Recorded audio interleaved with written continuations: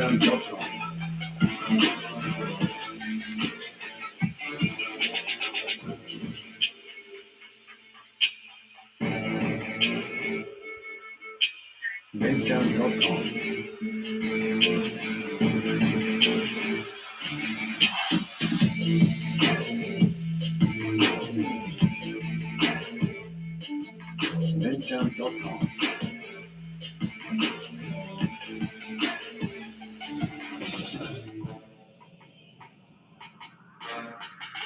Untitled.com.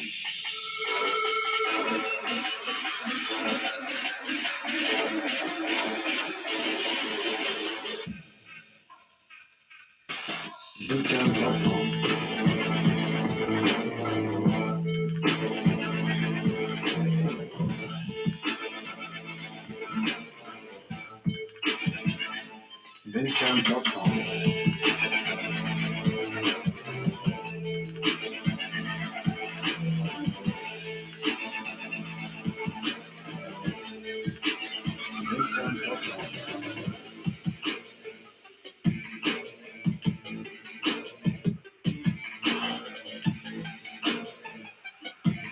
Untitled.com.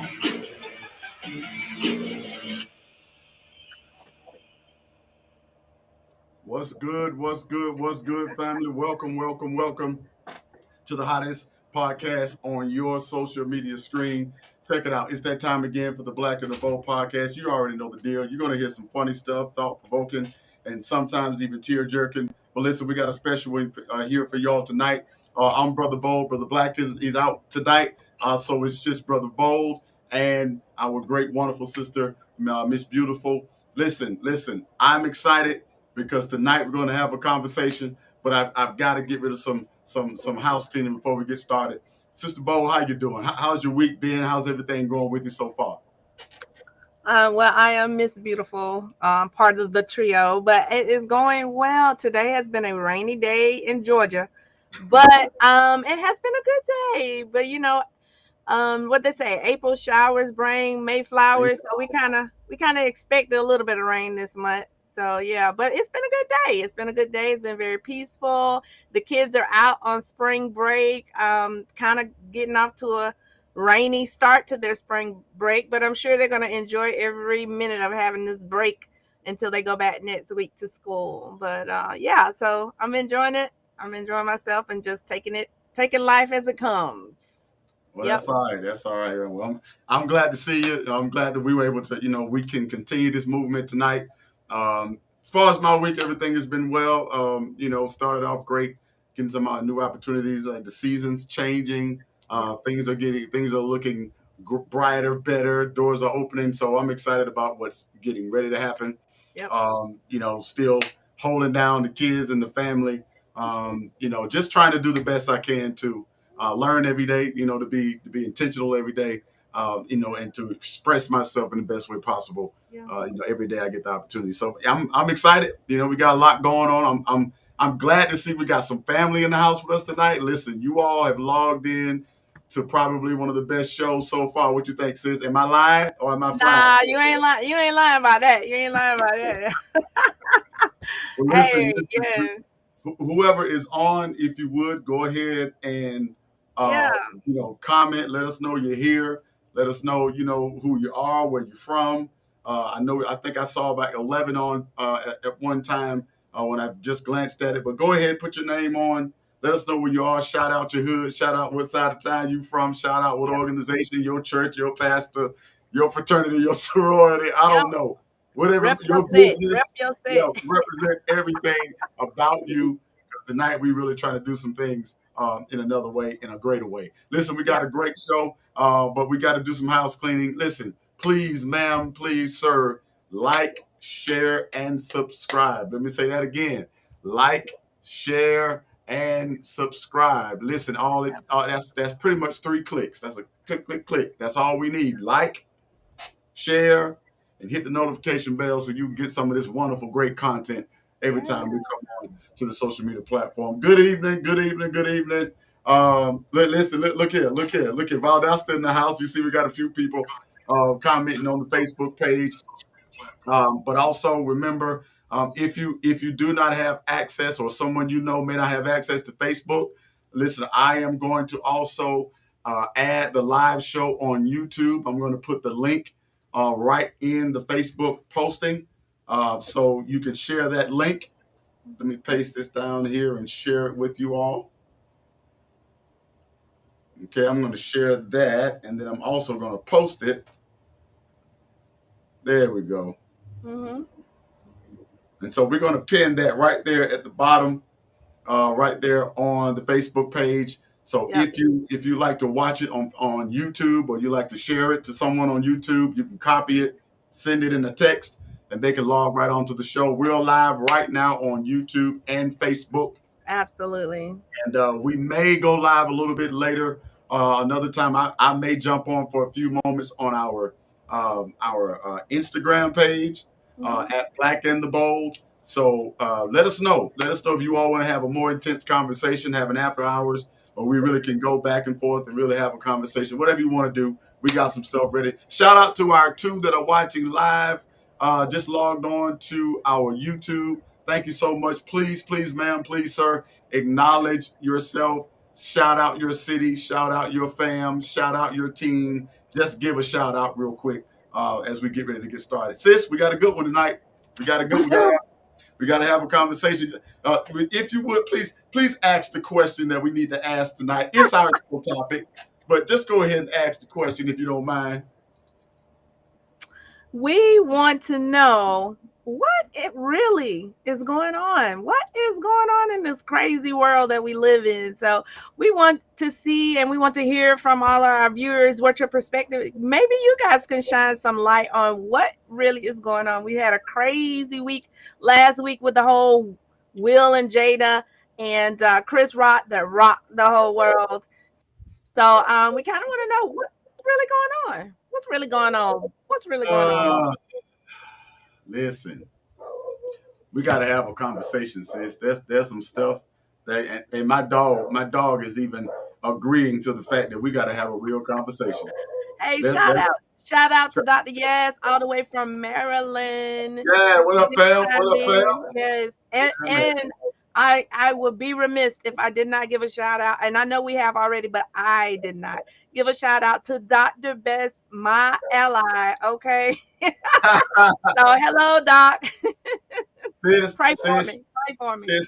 Sis, I told her what you said about me. I told her what you said about me, that I just What wouldn't did I let her say? win. She said that's my friend. That's my ride or Yep. die. So That's my whatever y'all ally. got going on, it is what it is.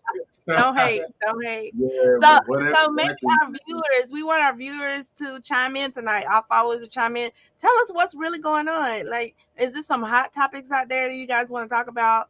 Because honestly, I am so sick and tired of hearing about Jada and Will. I don't know about y'all, but I'm over it all. I'm ready to move on to the next thing. Like they are putting my people to shame. Like they're giving us a bad reputation. I'm tired of them. Seriously. Listen. I don't know, but there is a lot going on. I can appreciate, all of the back and forth. It's been entertaining. But at the same time, I'm like you. I'm tired of it too. I am sick of it. But you know who has not been kind of in the limelight about it, even though he was directly involved, was Chris. Didn't he come out with a statement, Chris? Yeah, he came out with a statement a couple of times actually, and pretty much what he's saying is, a lot of people don't realize what he's been through. A lot of people don't know that Chris Rock, one time early in his career, almost beat a man to death. And it says pretty much, since that time, him going through therapy, etc. Pretty much the doctors was telling him that ever since that day, he's been afraid to get angry because he doesn't know if he's going to go back to that same stuff again, that same level of fight or flight.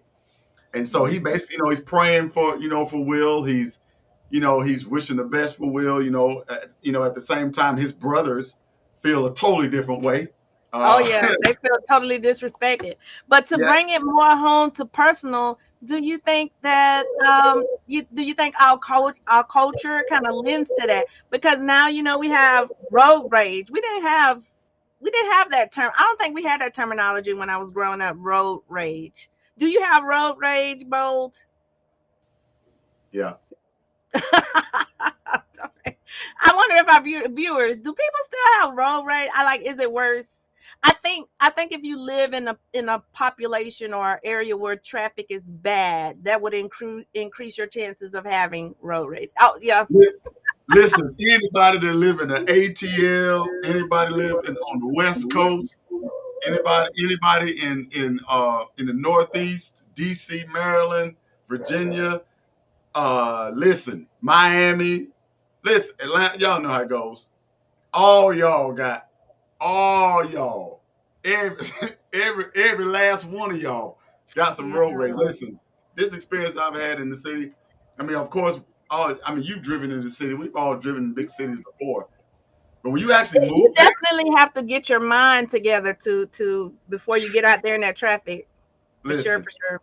listen. Have you ever like prayed before you got in traffic just so just so you wouldn't Yeah, act a fool and you come? Okay. yeah. I felt like I was by myself. Is there anybody on the live with us that feels the way I feel that I got to pray before I go to work, before I jump in that car? Yes, come on, people. Come on, admit it. Who has road rage? Who has it? I know I got it. I know I got it. I know I got it. I know I got it. Lord knows man. You know the problem I found out there's a lot of people in the cities that drive like they're from the country. And then when you go to the country, you got people that's driving fast like they're in the city. Am I missing it? No, that's generally how it is. People Why want is what they don't. People want what they don't have. So that? it's kind of like Wow. a human nature kind of thing. But that Wow. kind of lends us to one of our topics that we discussed that we were Yeah. going to talk about tonight. And that I would think that's kind of generally, directly and indirectly related to quiet quitting. So can you Yeah. tell our viewers tonight what quiet quitting is, and do a short assessment to see who may have it going on with that, or who may not. Maybe we could ask our viewers, do they know what it is? I learned something new. I think I was suffering from quiet quitting and didn't even realize it was an actual term. Is what I think Wow. actually happened. You think Uh, so? yeah, I think everybody has experienced quiet quitting at least one time in their adult life. I really do. I really do. But can you explain to our viewers what quiet quitting is, and perhaps you can put the link, the link um, below so that they can do a little research. Because that video was very informative, and I think our viewers would enjoy and be educated on what quiet quitting is. okay. Well, in a nutshell, quiet quitting is really okay. So basically, we all know what happened with the Great Resignation at the onset of the pandemic. We remember how we had a whole lot going on, and there was a lot of people getting laid off, furloughed, pink slip, fired, terminated, whatever you want to call it. And then there were some that were leaving just because they found opportunity through all those, checks and incentives during when the COVID first started. Well, um, there was a large percentage of the working force that left the work field because they were within 10 years or within 5 years of retirement. So they shifted out of the workforce because they wasn't going to be working much longer anyway. So there was a great deal of people that left for that reason. But then there was another large segment of people that left because they found a better quality of life during the pandemic. And so when they had to go back to work, many of them found themselves having somewhat of having some of the withdrawals because they were so used to being at home, still being productive for work. And when they went back to the office, they didn't see the real need to go Right. back to the office because I was just as productive at home. And some of those people there was a study done. Some of those people had began contemplating walking away from their jobs and resigning. But this isn't actually resigning, because already know what happens when you're going to resign. You got to find some other, you know, some commensurate, Right. salary with another job, or better benefits for same pay, or whatever you're looking for. And then he was saying, basically, instead of doing that, he said, quit quietly. Hmm. And he was like, I was like, what do you mean quit quietly? And what he really means is mind your business, mind your station, and do just enough over what's expected to keep your job and to perform well, but don't look for any promotions, don't look for any leadership opportunities, don't raise your hand and volunteer for nothing. Sit back, and he said you shouldn't even work any more than 45 hours a week. Get your paycheck, work your hours, meet your, hit your goals, and go home. Hmm. And it's like he said, basically, that's you quitting quietly, because you're doing the work required, but you're not doing anything above the rim to make you look like an overproductive, possible, goal chaser, possible nose kisser. I mean, brown, Brown noser. uh, uh, Yeah. possible whatever. He said, do just enough to know, let them know you're there and you're productive. He said, but don't volunteer for nothing else till you retire. Do you think that's a good mindset to have, though, to quietly quit? I think it is for certain people. And I get, I'm starting to, I think you're starting to rub off on me a little bit, for certain people, not for everybody. Right. Because I mean, and maybe you all can help me. I don't know. Has anybody on the live ever heard of I quiet? put I put the link in the live feed, so hopefully they'll get an opportunity to kind of do some research on it. At least look at that short video of what quiet quitting is.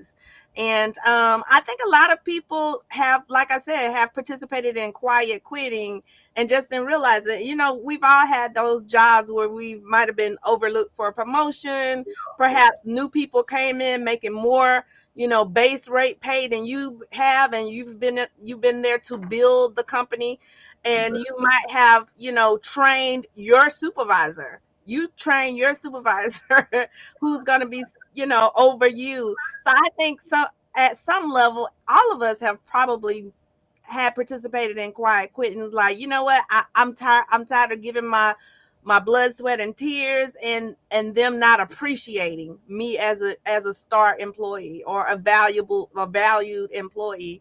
Yeah. So yeah, I think people have. You don't think you participated in that indirectly, or voluntary or involuntarily?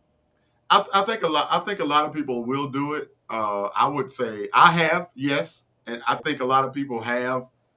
When you found yourself at a crossroads at a job, I think when you kind of come to the realization that you probably hit your ceiling, or it's gonna require this much more extra on top for you to get to that next level. And then when you look at the opportunity cost, if you feel like that's going to cost you too much time and all that other stuff, then I think people quietly quit until they find something better, and then they ultimately quit.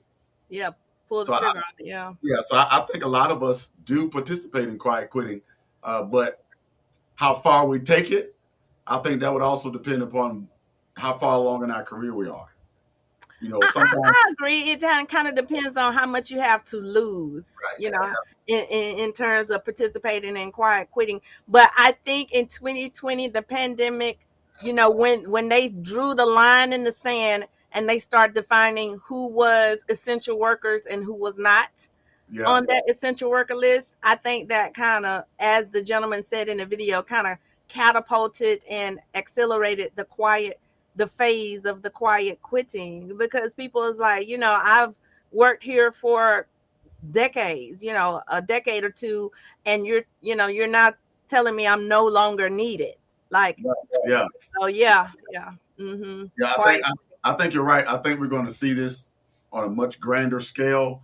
Anybody gets an opportunity to look at this guy's YouTube page. He has a very interesting story. And what basically, and to give you a piece of it, basically, this guy, um, he woke up one day realizing that the American dream kept him dreaming. He said because everything that he did, there was always something that came up in his career, whether Mhm. it or that went down or the company shut down or whatever it was. And it was like every time he got on track, I think then he got a divorce, I believe, and then he lost everything. And it was like Yeah. always something getting in the way. And one day he was like, you know what, this American dream is keeping me dreaming. He's like, I can't really live because I'm tied to my job. I can't really travel because I'm Right. not making enough money. There was always some kind of obstacle in the way. So he decided that he was going to live.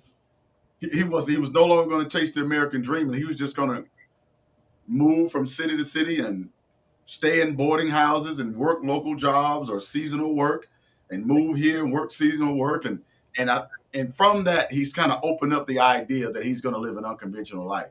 So Mhm. for him to say quiet quitting, it fits, kind of his narrative in a way. And so I encourage you all to really look at it because it does open your eyes up to think about other opportunities and other things that, everybody's chasing the retirement. Everybody's chasing, having enough in a 401k. Everybody's chasing, wanting to be able to travel and all this stuff when you retire. But nobody's really investing in their everyday process holistically in Mhm. order for them not just to have the money, but to have a healthy lifestyle along with it, have healthy relationships, healthy marriages, healthy community involvement, have all these things, coupled with, the bag that you're hoping to acquire during that time.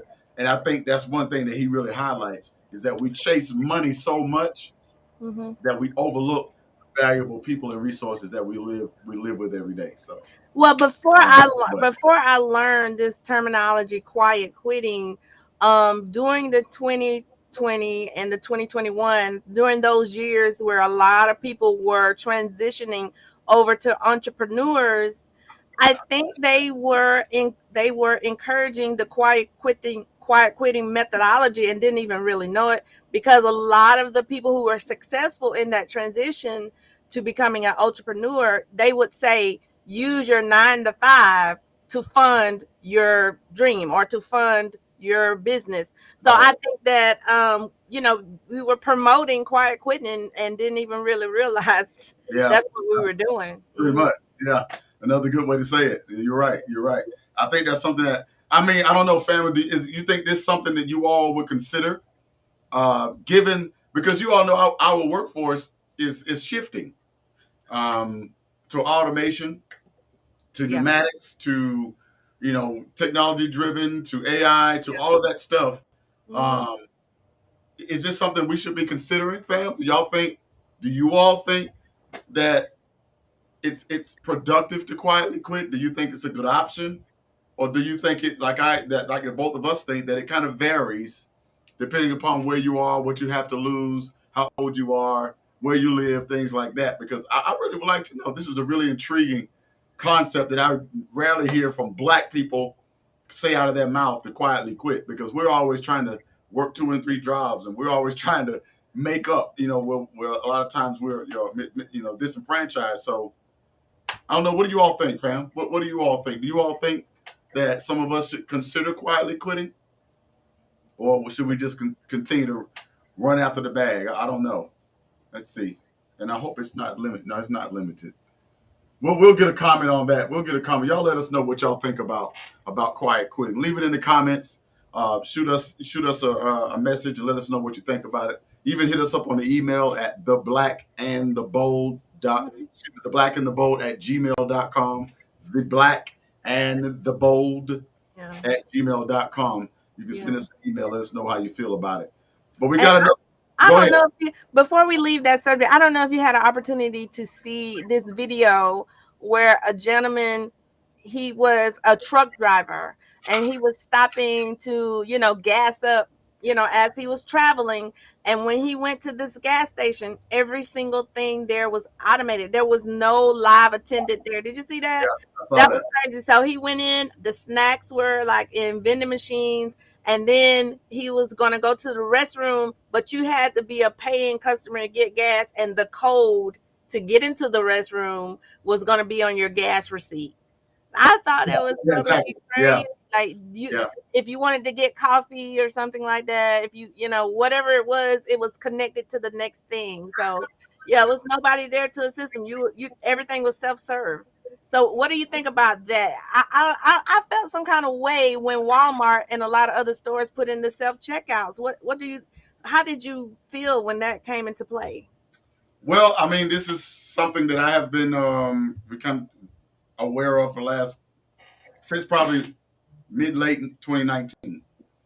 That automation, AI, robotics was really going to be a huge part of our workforce in the years to come. We've kind of been getting sneak peeks of this for the last 25 years, 20 to 25 years, starting with Minority Report, starting with iRobot, starting with the Terminator. Like they've been slowly kind of preparing our psyche for robotics to be a part of our life, even way back to the Jetsons, even way back to the late 1800s. So it's not an old concept, but they're actually finding ways to bring this to life now. Yeah.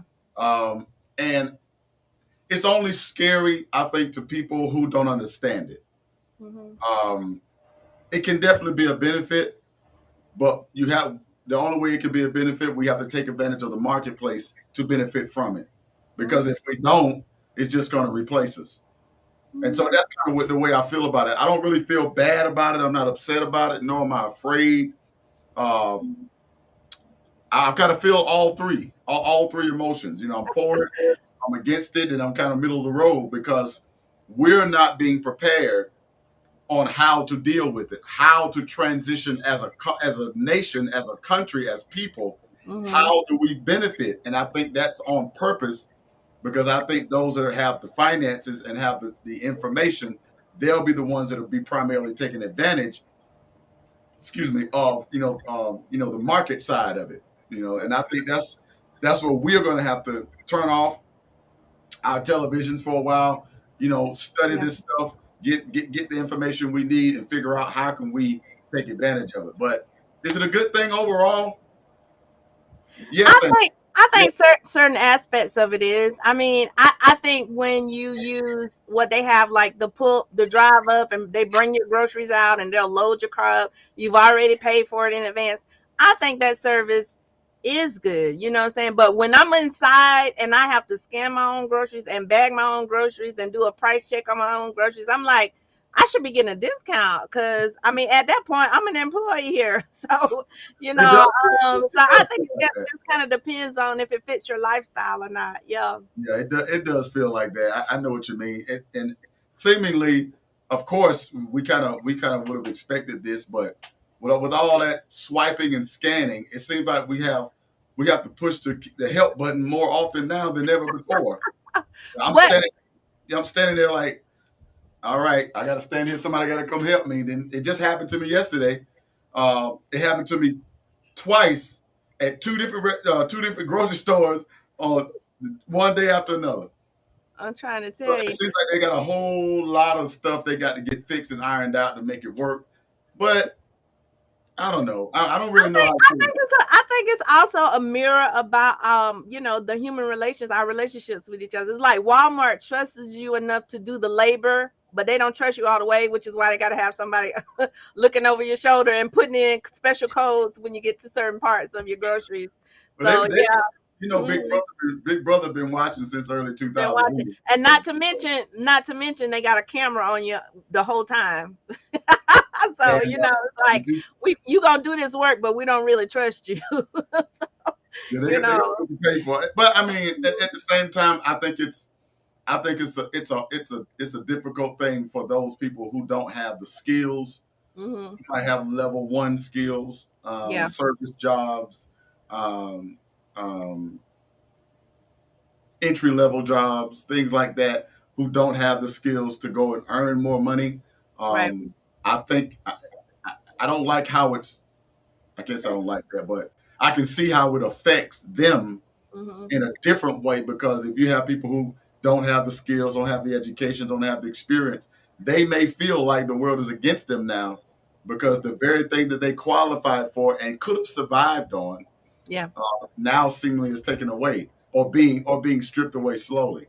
Mm-hmm. And I know it's scary for a lot of people. I mean, but I think it's forcing a lot of people to transition into something. Absolutely, absolutely. Now that is definitely the silver lining, from the 2020 pandemic. Like, it forced people to be creative and find other ways to, take care of themselves and financially, and it did open up the doors for a lot of entrepreneurships, and there were a lot of different programs that kind of help catapult people to the next, crossroad in their lives. So that was, to me, that was the silver lining. Like, a lot of different things grew out of the pandemic. And then, going back to the establishment of essential workers, it paid homage to the hard working people of America. Like, who knew that truck drivers would make the list?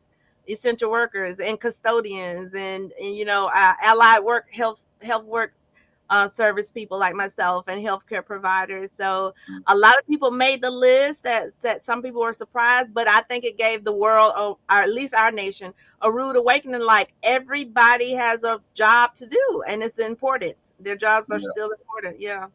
it really Mhm. is. Let me ask you a question. Well, Tan be styling. She said we should definitely work towards being exclusive. Humans Mhm. are for sure being eliminated, and I agree.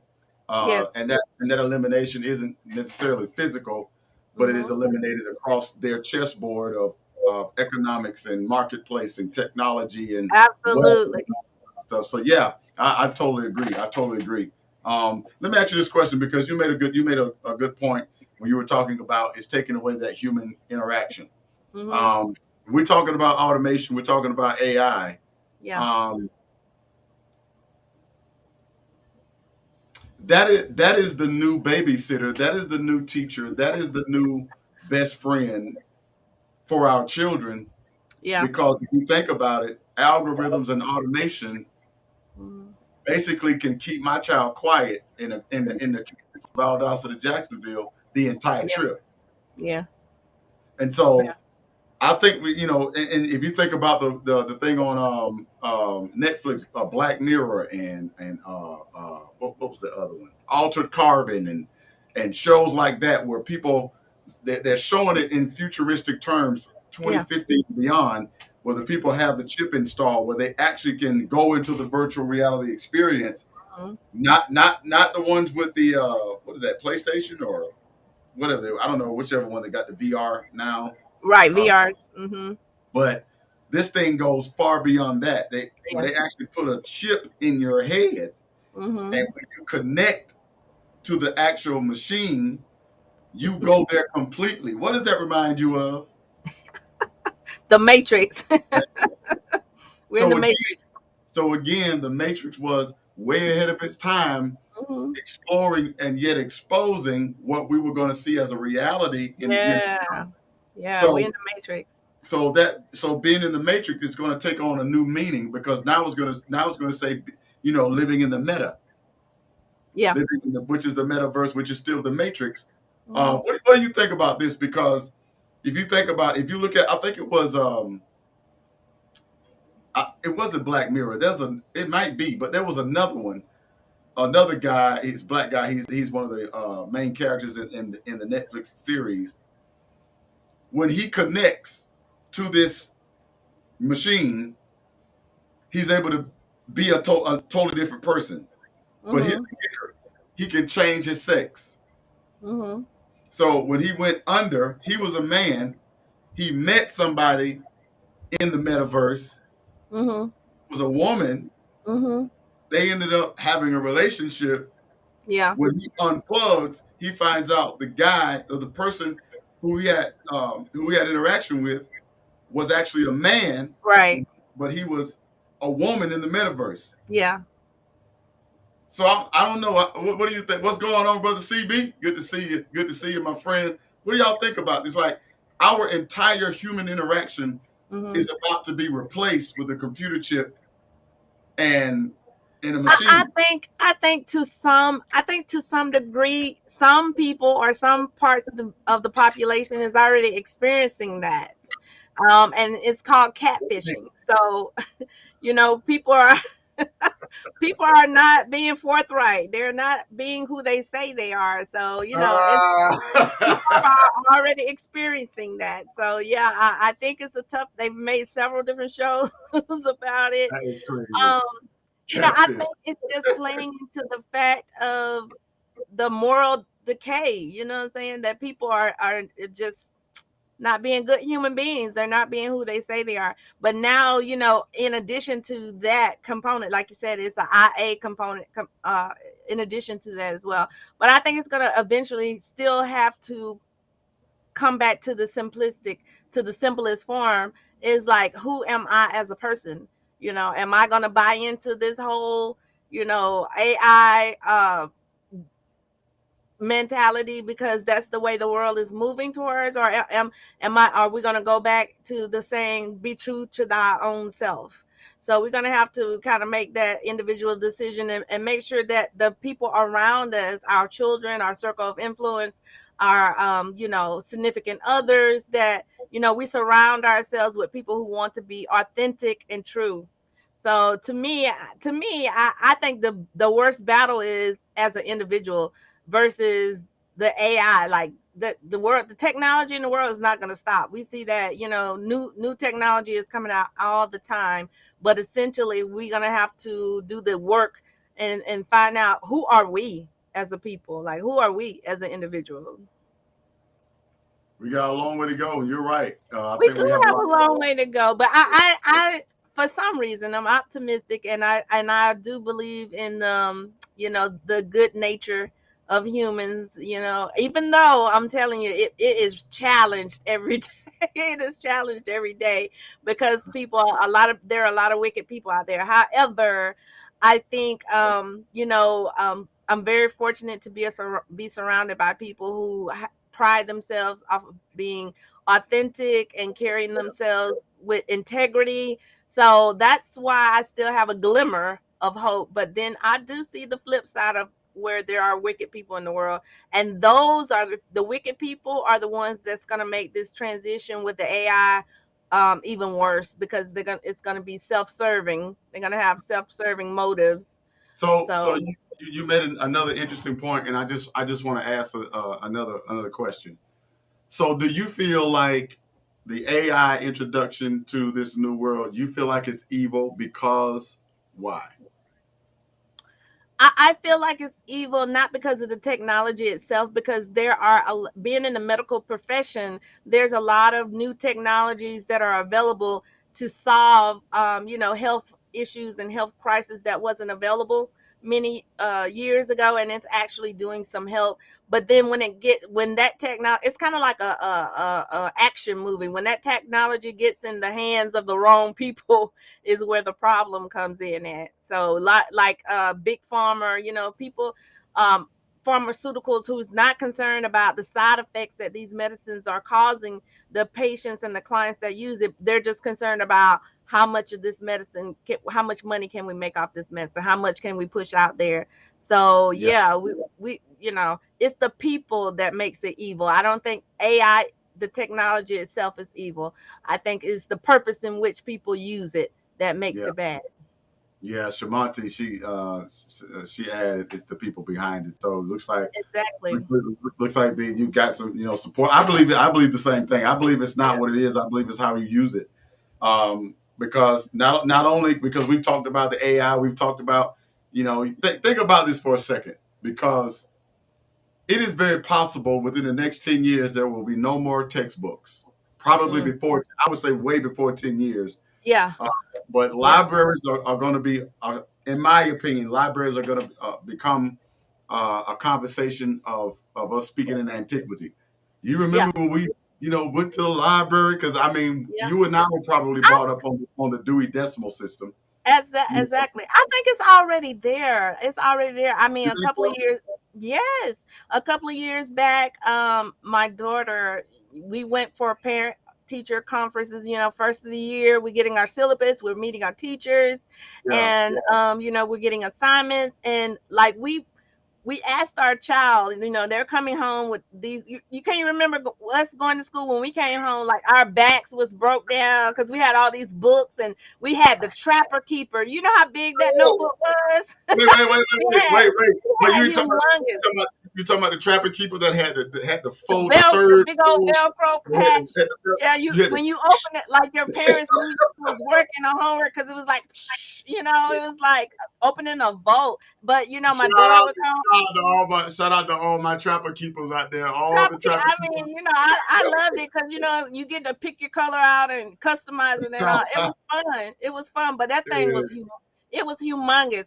So was, my was. daughter, she didn't experience that because when she came home, basically their book bags now is just a fashion accessory. They don't carry Yeah, anything yeah. that they might carry a couple of notebooks or something like that, but. So we're polling our child like, where are your books at? And she was like, we don't carry books anymore. And she was like, really astounded that I was asking her that question. Listen, And so me being the parent that I am, I asked the teacher like, are they allowed to bring books home? And the teacher was like, no, we don't necessarily have assignments that we send home in books. We do everything in class. And if they do have something, it's on the Chromebook. Like, yeah. really? So yeah, I think we're already at that point where books are obsolete, and antiquated. I really don't even know why they have libraries still. So, because Yeah, it's it's a well. so much. I think libraries are really important. I think that's still one of the most underused resources, because there's a lot of history can be found about us in those books. But I agree. My daughter had missed school a couple of days, and you remember when you and I used to miss school, it was different because when Yeah. we missed school, we had to make sure that we when we got back, we had to call the teacher, get the teacher, get all the makeup work, and you already knew that weekend. You better not ask your mom or your daddy to go nowhere because you couldn't because you had work to make up. But now, when I said, all right, baby, well, you're gonna miss school, blah blah blah. She said, oh, it's okay. We're on the portal, so I could just send her a message and she'll send me all the work, and then they got the Zoom, Yeah. so I can watch class. I was like, what? It's like, No, it's uh, a whole different world. It's totally automated. But I will say that, as coming up in the Trapper Keeper generation, I am enjoying some of I'm enjoying some of the new nuances of technology, like the bill pay. Like I totally use bill pay, and being able to not have to leave my home to pay bills online. I love that feature. yeah, So and even telemedicine there, especially being in the healthcare field, you could be from the comfort of your own home and see a doctor online or a PA or a I nurse saw that. practitioner. I saw that. I saw that. Yeah. That And telehealth. you go through the whole registration online, you pay your insurance online, everything, and they give you a time, and then at that appointed time, that practitioner or that clinician person will come on and ask you a couple of questions and diagnose you right there, and then send your medicine on if that's what you need. Send it on to the pharmacy. So it's like bada boom, bada bing. Well, So think about it. Think about, well, I was reading the comment of Shamante. She said she said a lot of our books for core classes have already yeah, gone to ebook. the She said ebook, yeah, she said they can miss but not miss at the same time. yeah, LOL. So yeah, I mean, like you could, right, right, yeah. So yeah. I wish we had that kind of freedom when we were coming up because they were really dogmatic about that perfect attendance. You remember how the teacher used to push perfect attendance? I I had can. perfect attendance. I had perfect. Oh.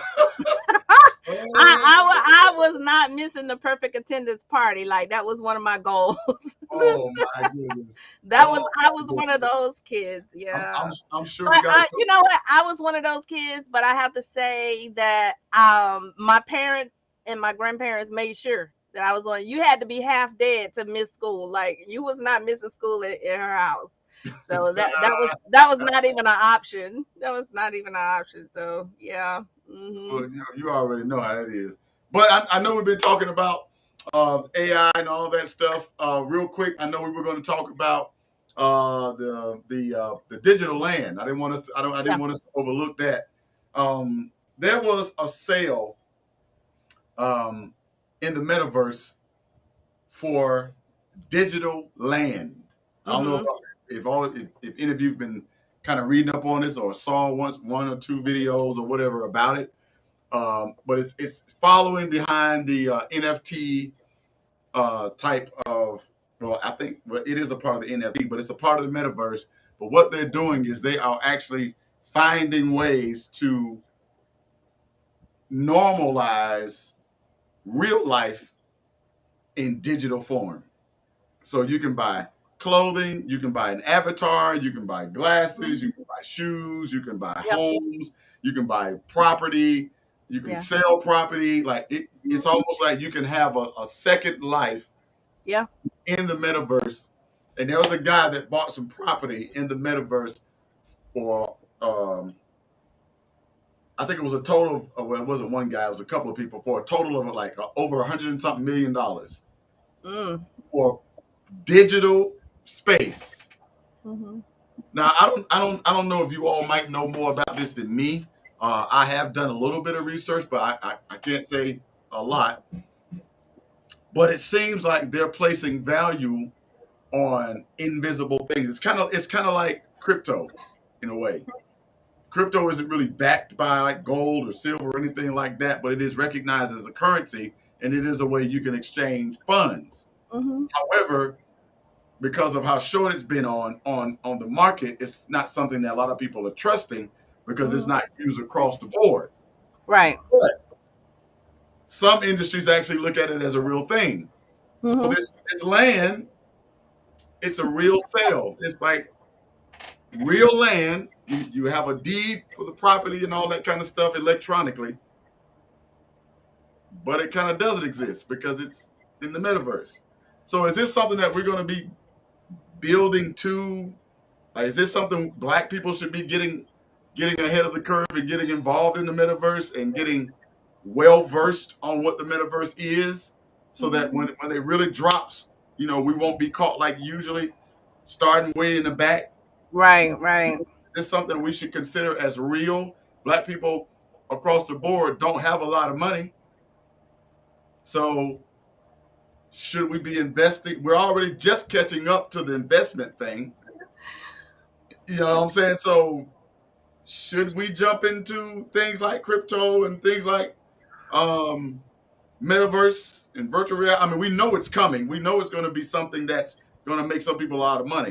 Should we jump in now, in your opinion? Man, that is a hard question. That is a hard question. Only because um only because I had ancestors that could have gotten in on the ground floor of some prominent businesses during their stock phase, and that was something that was a lesson learned for our family, so like the lesson learned is telling me, like, yes, we should definitely get in on the ground floor, but then the practical kind of hesitant side of me is saying, if I can't live in the metaverse, what I'm saying, if I can't, lay my head in the metaverse, I'm not sure if I can spend $1 million, upwards of $1 million there, so This I is don't know. question. It's kind of that's a hard question. Question says, do you think that could be part of the problem? The fact that because we're the Oh most my God. hesitant and we're the most, usually we're the slowest to move in certain Yeah. situations. Do you think that's what keeps us behind? Do you think we need to I continue that practice?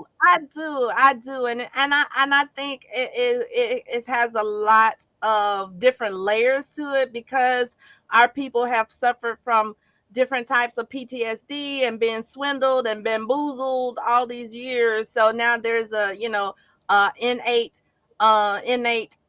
hesitation to kind of put all your eggs in one basket, so to speak. So, like, a lot of people are hesitant, and I think we all have it. We all have it. But I think what are some of the things to combat against that is research. Like, if we do research and look at the positives and look at some of the success stories, that for me anyway, that kind of eases my anxiety level about it. But when you don't know a whole lot about it, it's kind of hard to drop, which I don't have a million, but if I had a million, it would be hard to drop that to the metaverse when I can't reach out and touch it. Like, you Ah, know what I'm saying? It's not like I can storm off and say, "Well, forget you. I got land in the metaverse. I'm going to stay there." Nah, bro. Yeah, I don't know about that. I don't know about that. You still go at the end of the day, you still gonna be homeless. You gonna be homeless, bro. You ain't got no address. So I don't know. That's a hard question right there. What would you do? What would you do? I think I think it's something that black people should consider. And the only reason I say that is because a lot of us missed out on wealth opportunities when the market crashed back in '08. A Hmm. lot of us missed a lot of opportunities when Bitcoin first hit the market. Um, I think a lot of us missed an opportunity when they first started producing electronic vehicles when Tesla first hit. Yeah. Um, I think a lot of us missed with the Instagram and the Facebook evolution. I think we miss out a lot because things are introduced to us that we don't quite understand.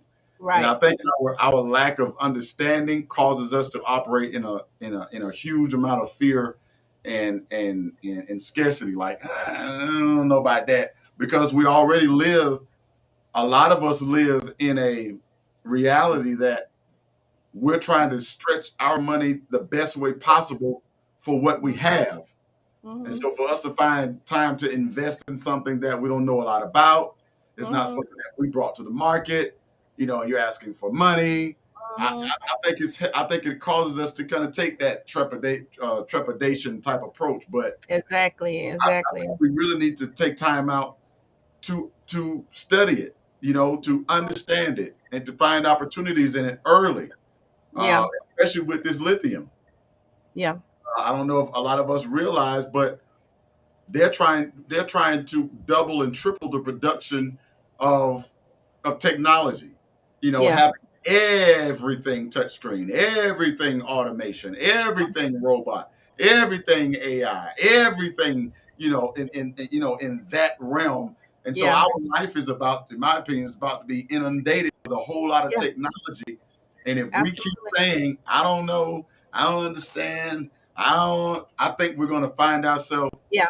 the bottom of We're the gonna. barrel on purpose because Yeah, of we're our gonna get left behind in the technology realm. Yeah. so Absolutely, yeah.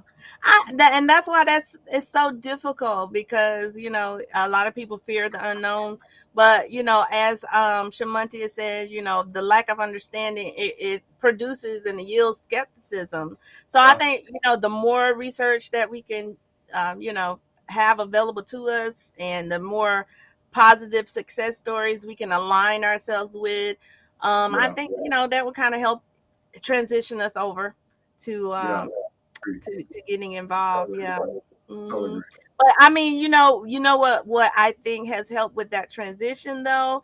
I've seen a lot of African American people get involved in stocks and bonds more than I've ever seen, like ever in my lifetime. So I Why do you really think? think. Why do you think so? Why do you? I have an answer that I think, but why do Mhm. you think that happened? Right, right. Well, for number one, I think a lot of just like we said, the fact that we have more examples, more African Americans who are successful in that realm of stocks and bonds, and more people who have majored in that finance Yeah, portion of that, and they have proven themselves to be a very you know accredited ally in it. So, you have a lot of people that have, gone to the upper echelon schools in terms of financing and MBAs and all of that. And so that is kind of helping us with the transition because they're coming back teaching what they know.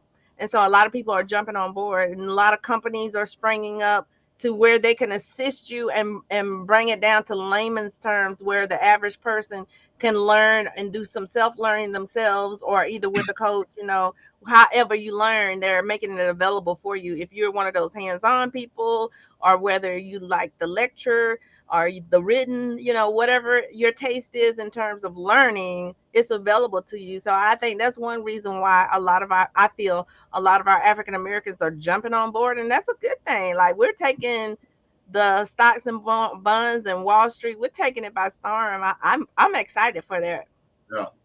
Yeah, I think it was important for us to see that. I think it was important for us to see people, share with us that they actually have been successful, in the market. And I Yeah. totally agree with you. Having us seeing more people do it, having that Hmm. ocular proof that all right, people look like us are actually doing well with it, and they've been Yeah. doing well for the past 5 to 10 years. So you're Hmm. right. Us walking in that example and saying, "Hey, I can do it too." I think that's Yeah. a really good thing, and I And think I that think because Monty. they're so successful in that realm, it's helping us with the whole metaverse Yeah, transition. yeah, yeah. Well, at least it gives us options. At least it gives us an opportunity to say, well, if I don't want to do metaverse, I still have an opportunity, to acquire wealth while I'm learning, Hmm. about, what I'm saying. You've got to prioritize which one could be, the most Right. fruitful. But I mean, still, I think the fact that by us seeing examples and seeing people doing it, like Shamaji said, it takes. I think that took away that lack of understanding and that skepticism because we saw folks. So yeah, Mhm. yeah, I think it's something we should definitely dig into for sure. So if there's anybody on the live with us right now, whether watching on Facebook or on YouTube, if you think that us delving into the metaverse is a good thing, let us know. If you think we should kind of tiptoe our way into it, let us know.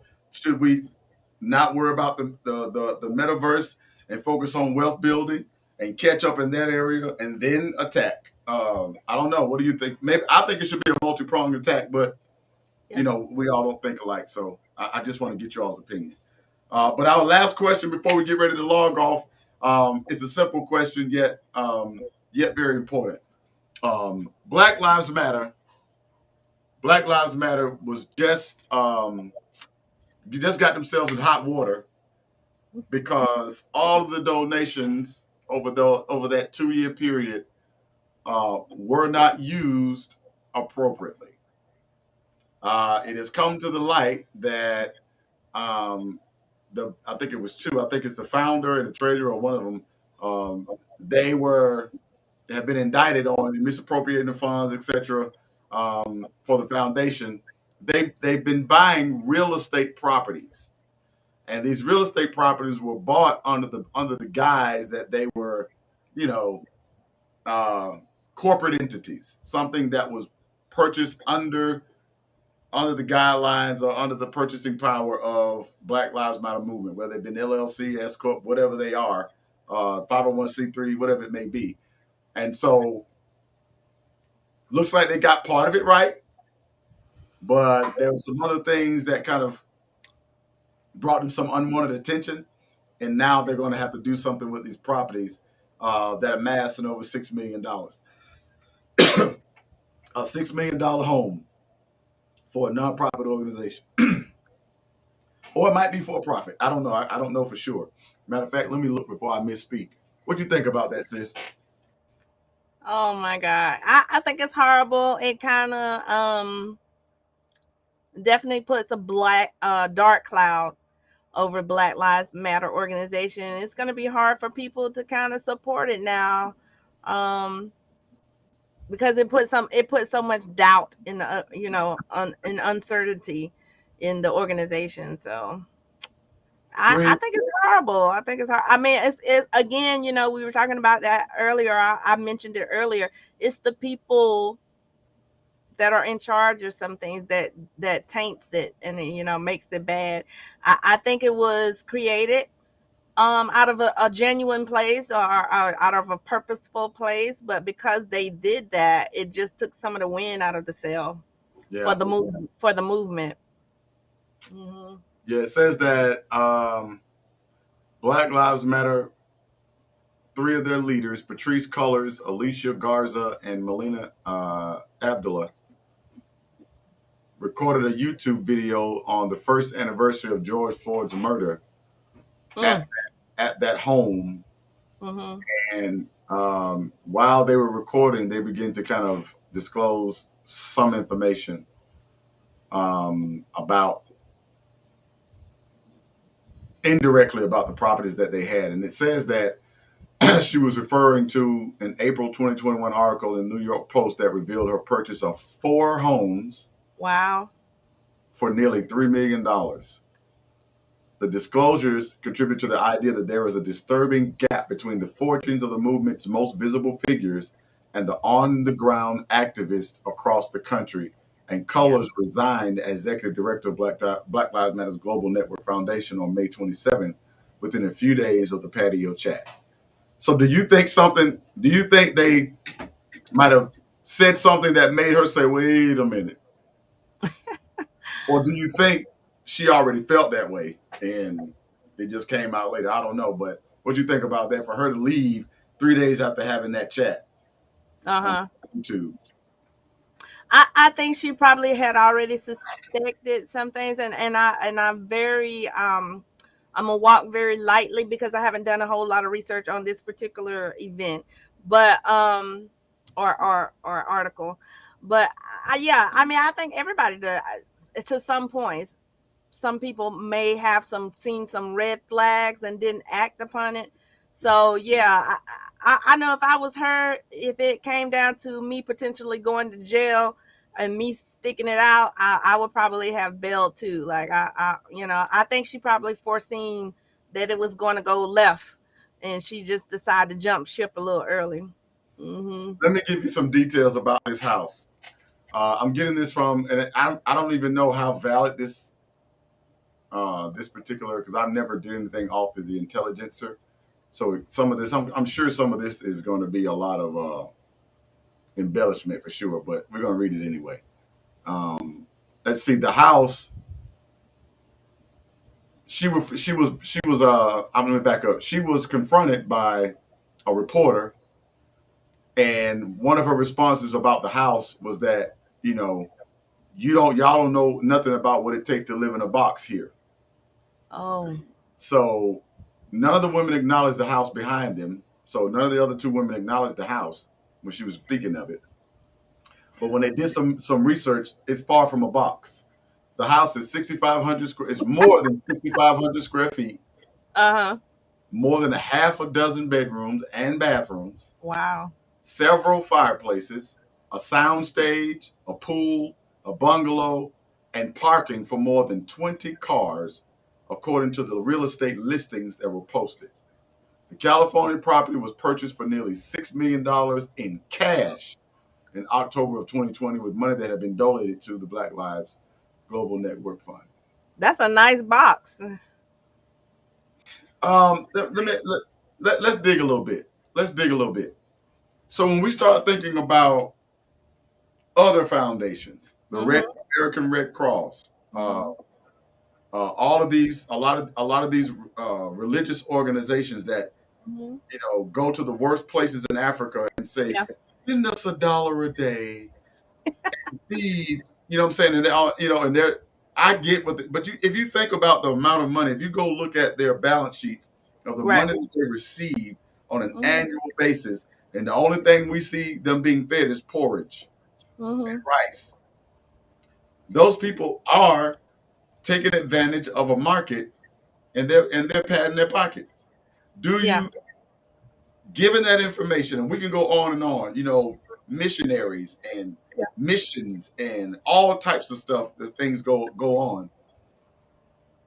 Are they any different than the others? Because remember, there was a lot of money that was missing from Haiti when all Mhm. that money was donated to the American Red Cross.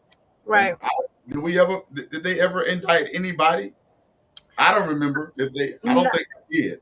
If they did, it either was settled out of court or never initiated because it wasn't really broadcasted in the mass media. But yes, we have a local organization here that also speaks to the same thing, and the local organization here was talking about just that some of the larger nonprofit organizations that you see who is collecting money, all that money, majority, I wouldn't say all, majority of that money does not go to the purpose that it was intended to be raised for. So I don't think that Black Lives Matter did anything differently from what those organizations are doing. It's just the fact that we usually are the ones that's talking about how disingenuous and how, crooked some of these organizations are, and then to be found ourselves amongst that list is bad for, our communities, and it really But, hurts but, it hurts the cause. but I'm going to dig in a little bit because this ain't nothing new to black community because we've had churches and pastors to swindle us for years With the building fund. with the building fund and with I need this and I need that. We've seen those that have abused Yeah. that in our community. So this isn't a new behavior No. to us. Um, do you think that because of how tightly black folk hold their money when it comes to giving to black people, Hmm. that they hold the people that look like them under such a standard that they don't hold the other people that they spend their dollars with? Yeah, absolutely. Why do you think we do that? Why do you think that it's just like patronizing a black business? We always want to hook up. Mhm. Yet when we go down there to the hair supply store, you're gonna pay what's on the sticker. And if you're spending less than $5, we're gonna charge you this fee if you use a debit card or credit card. There ain't no negotiation. So why is it that we feel like business changes all of a sudden when it's black folk and we Mhm. hold black people to such a huge and high standard, Mhm. but yet all these organizations have constantly been milking the system for Mhm. years. I remember as a child, my grandmother would send money to these to she got pulled in. Mhm.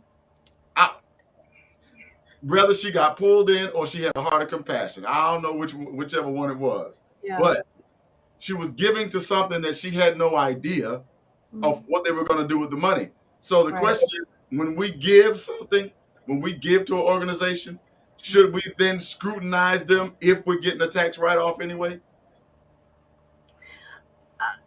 I think that question doesn't have one answer to it. I think it has multi-layered. It's multi-layered and multi-answered. I honestly, I think that there is a level of entitlement. So, from one black person to the next, it's like, hey, I'm your brother, I'm your sister. You know what I'm going through. You need to cut me some slack.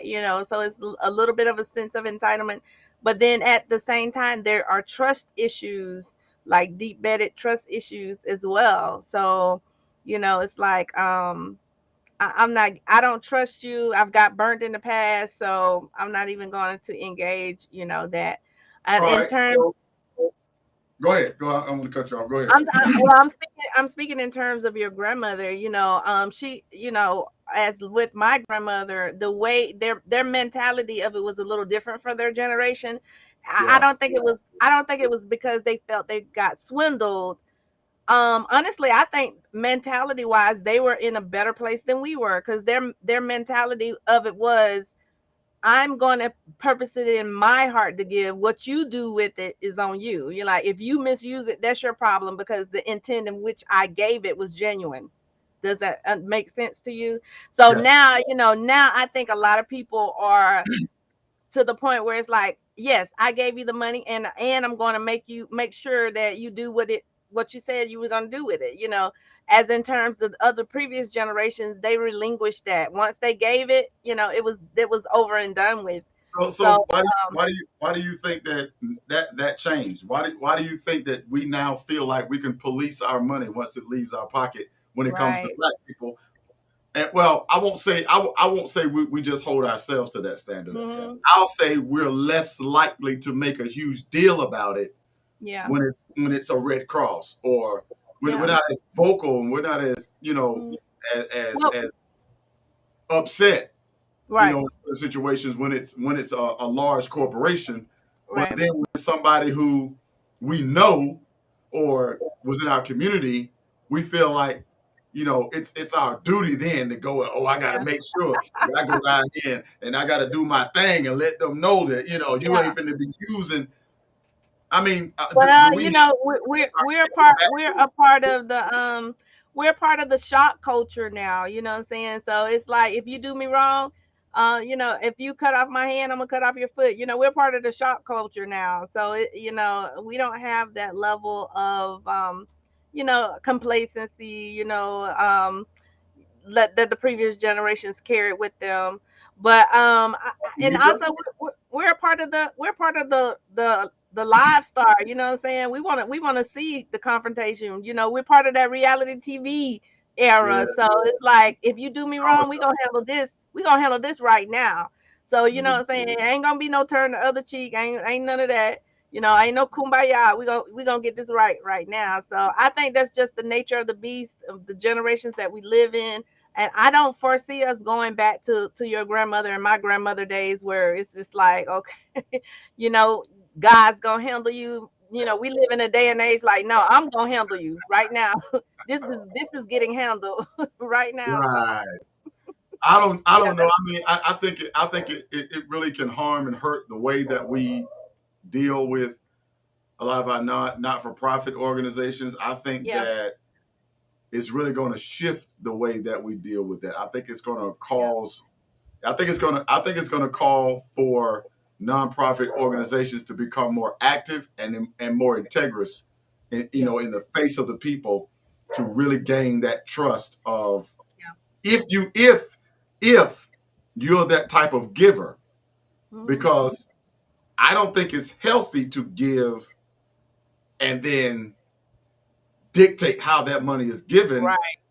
if you're giving it to an organization or a foundation. Absolutely. Now, if Yeah. I gave you money to go pay your light bill and you go and buy something else with that, then I got a problem with you because number one, you didn't tell the truth.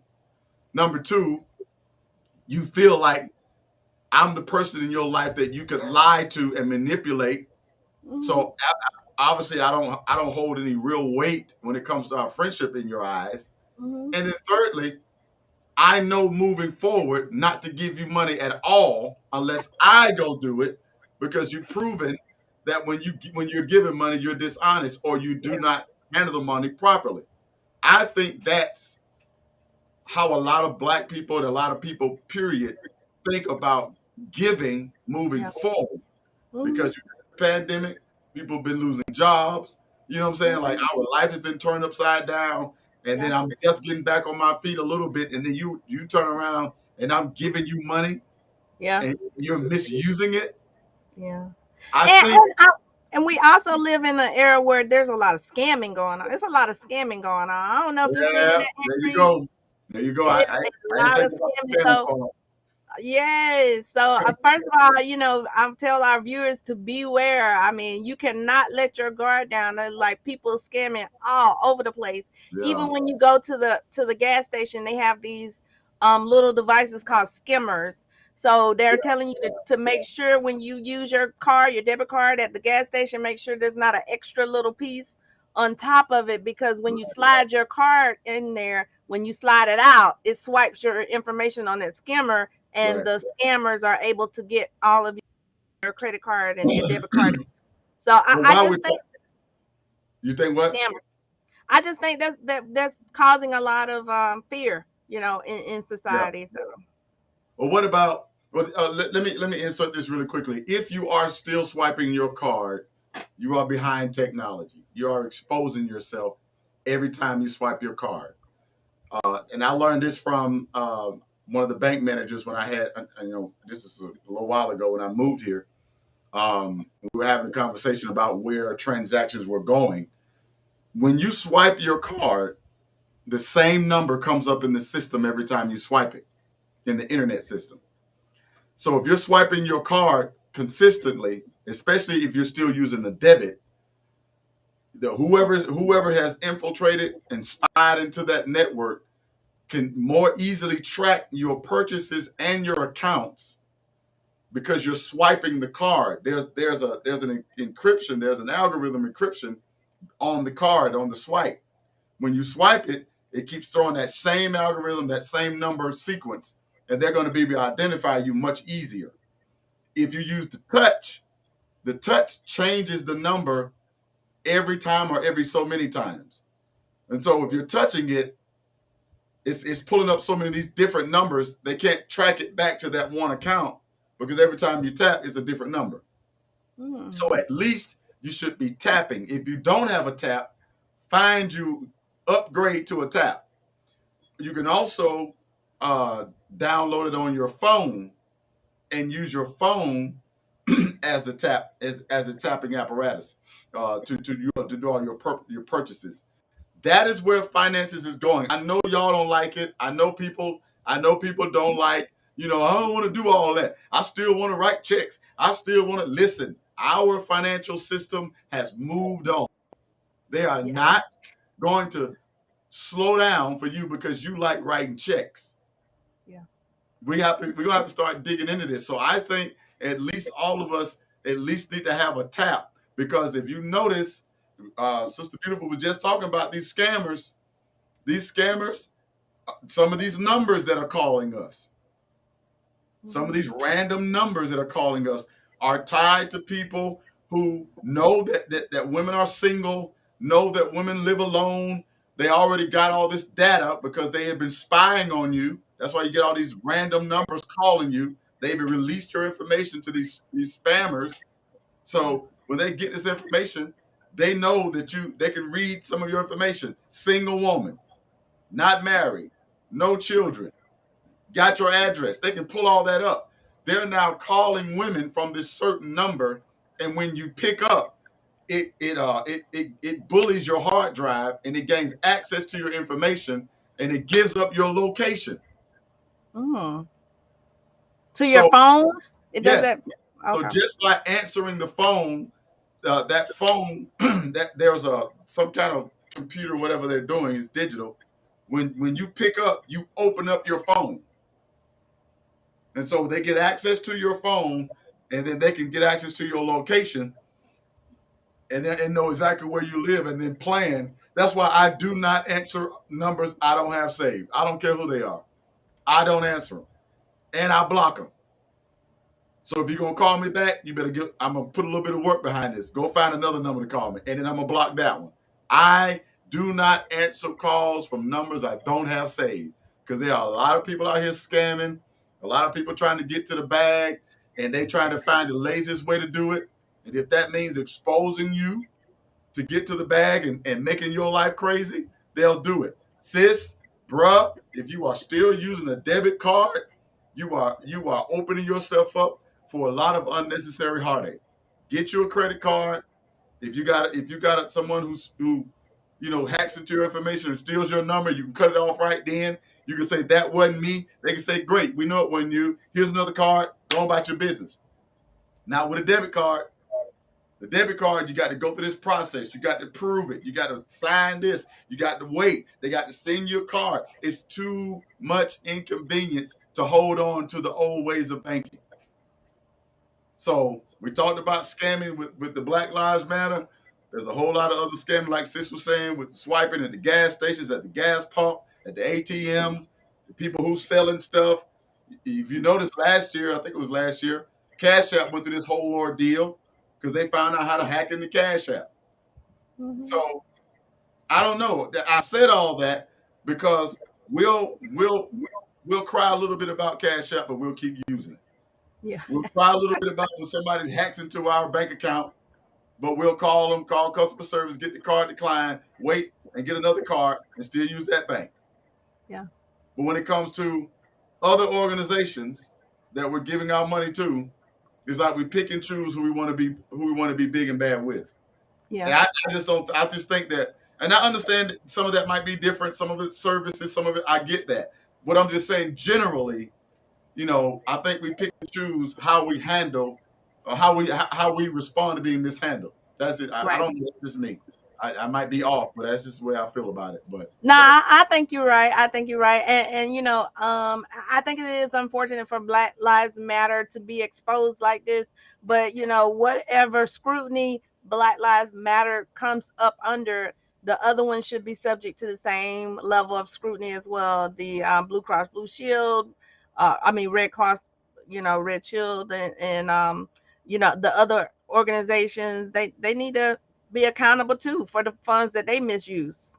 yeah, you're right. I mean, it's a lot for us to deal with. But I think at the end of the day, if we're vigilant, if we're watchful, and we're prayerful, I think we'll pick up on a lot of this stuff, and it'll Yeah. make sense to us.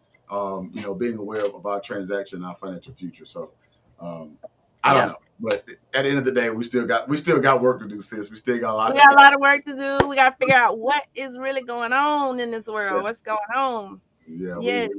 So we need. at this point, we do have some of our viewers. If there is any topic that you want to ask, what is really going on, please drop it in the comment section. If we don't get to it tonight, hopefully we'll get to it in the future, and it might be just one of our show topics. You never know. Yeah, you So just never drop know. it in there and let's see what's really going on. What's really going Yeah. on? Is there anything else you want to know? What's really going on? Bold? Any questions you kind of? Nah, man, I was just, I think we hit them all. Proud of Chris. I'm proud of Chris Rock. I'm proud that he took on the Michelle Obama approach. They go low, we go high type situation. Mm-hmm. um, I'm praying for my brother Will. I think he's got himself in a situation he knew a long time ago was the wrong one. He's trying to hold on to something that ain't trying to hold on to him. That's just my opinion. Mm-hmm. Uh, do I think we need to look into this metaverse digital land? Yes, I think it's something Yes. we should start. If we don't invest, at least invest in educating ourselves about it. Yeah. And of course, dealing with our banking, dealing with our financial future. I think that's something we really, really, really need to put as a forefront. Within the next 5 years, I think every Black household needs to begin to develop financial plans. Needs Mm-hmm. to needs to have a financial outlook and a forecast, and really, really understand where they are with their money and how they can end up. If you're looking for a book to read, I am currently reading or listening to the audiobook of The Compound Effect. The Compound Effect.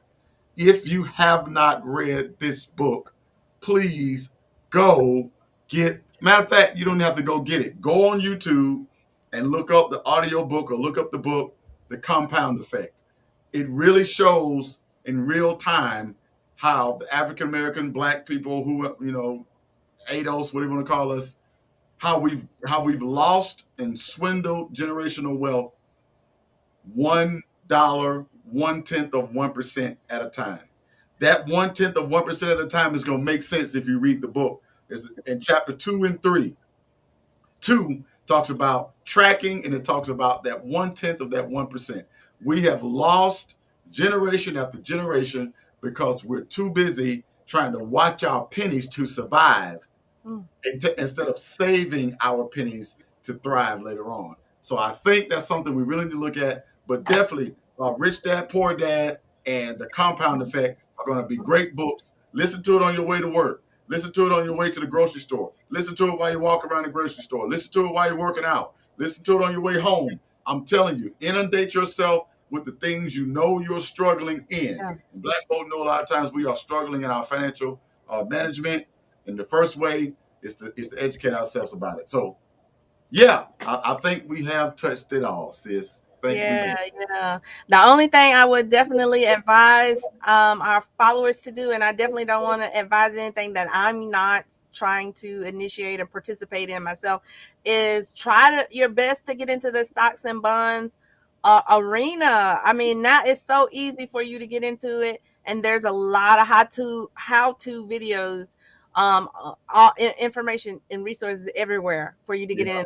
And then if you have the opportunity to invest in any type of real estate, of course, do your due diligence and try to, make sure that it's a safe transaction. But if everything checks out, by all means, and you have the means to do it, get into some real estate. Like that's the way to go. yeah. That's what I'm looking into now. And that's what the legacy investments and education is about. We do have a few properties, but we're trying to acquire more, and we're trying to find ways to do that on a budget. Trying to do it. I want to take my children with me on this journey. So when my daughter is 18, 19, she'll have a business mind and she's not going to look for a job. She's trying to grow the family business. Same for my son. That's what I'm trying to get them to do. That's what many of our other folks do. And if they work, let that money fund the business. Either way, trying to find something that we can really, really pass on some generational wealth. And you're right. You're right. You're absolutely right. We need to do what's necessary and we need to do it quickly. So take your children along with you. Make it a family thing, Yep. because I promise you, we've lost a lot of generations for the lack of knowledge, and we were held away from this information for a purpose. So it's ironic now that we're getting it. That means they've moved on to something better. And so we got to open our minds up even more to think ahead to try to figure out where are they now. And I guarantee a Well, lot of that's going to be in that AI and that technology and that software industry. So be thinking, if you got some smart kids, put them in summer school, let them build apps, do all that stuff, because that's where the money is. But yep. I'm done. I had a great time. I'm glad we were able Ooh, to jump on tonight. We send our prayers out, our love and our support to yep. our brother Black. He has 2 children that have been active in sports, and so it's a lot on the family. Yep. So we just wanted to jump on tonight to let you know we still got y'all. We still got some content to bring. I'm glad Sister Beautiful was available tonight to jump on as well. So thank you, sis. For making another banger. I think we hit all the topics. I think we made some Yeah, good points. I think I have a clear understanding of what's going on right now. You know what I'm saying? I got the information I need to not get scammed. I'm going to check out some real estate. Yeah, and I might even revisit that quiet quitting scenario. I don't know. Yeah, I might yeah, subscribe to that. yeah. It might give you more peace of mind. Yeah, it might. It might. I don't know. It's not a bad idea.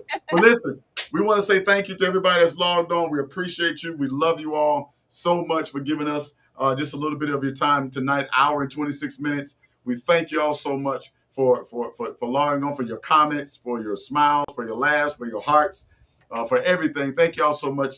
Please, y'all, make sure before you log out, like, share, subscribe. Go to the Black and the Bold page. Make sure you've liked that page.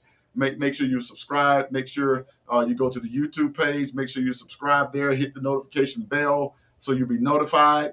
Listen, we've got some great things going on. Make sure you also go to our Instagram page, Black and the Bold. Please go there and subscribe, because we're gonna start going on there. We're gonna bring you on the screen for those that's big and bad enough to do so. We're gonna have that conversation.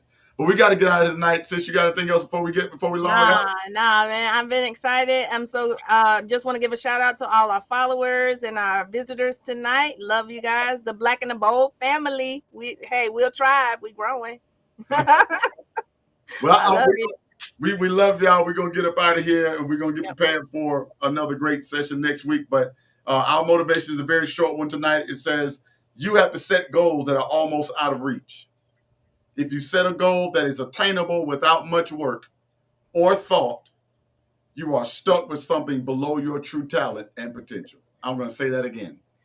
You have to set goals that are almost out of reach. You have to set a goal that is attainable without much work or thought. Because if you do that, you're stuck with something that's below your true talent and your true potential. I'm reminded of a success equation while I was reading the book, The Compound Effect.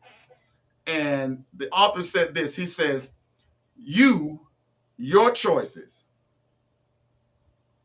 plus your behaviors, plus your habits, all compounded together equals your goals. So a lot of time it's not about the goals we set. A lot of time it's about how we feel about attaining those goals. Do you believe you can do it? Do you believe it's possible? Yes, it's going to take work, but are you willing to stick with it to show your true potential? Because remember, you can't blame anybody else when you don't reach your goals. How do you know if you're going to reach your goals, or how do you know that you missed the mark? I got the remedy. Take all of your choices that you've made, add the behaviors after you made those choices. Did you stick to the plan? Did you get up early? Did you stay up late? Did you turn off the radio and start listening to the podcast? Did you turn the TV off and start reading the book? Plus all of your habits. Did you go to the gym 3 times a week like you said you would? Did you go to the gym but you still cheated 2 days instead of 1 day on your diet? On and on and on. Add your choices plus your habits plus your behaviors, and I'll tell you, how far your goals or how big your goals really are. Change your behavior, and you can change your future. I love you all. I thank you all so much for being here. Listen, let's change our habits. Let's make better choices. Let's have better behaviors, and let's compound them together, and let's blow our goals out the water. We'll see y'all next Tuesday. Until then, peace, love, and light. Remember, you are God's creation. Act like it. Peace out. We gone. See y'all soon, people. Love you. Bye.